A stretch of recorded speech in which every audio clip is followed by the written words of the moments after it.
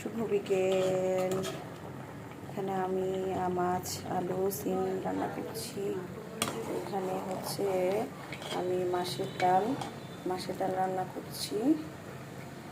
মাছের ডাল হয়ে গেছে। এখানে মাছটা হচ্ছে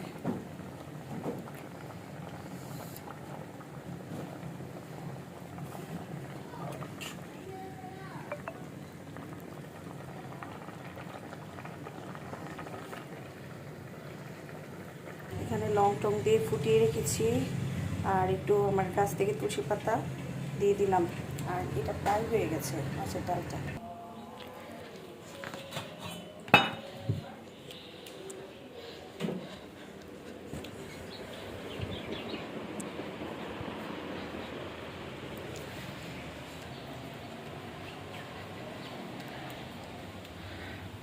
এখানে একটু গাছের পরিচর্যা করব।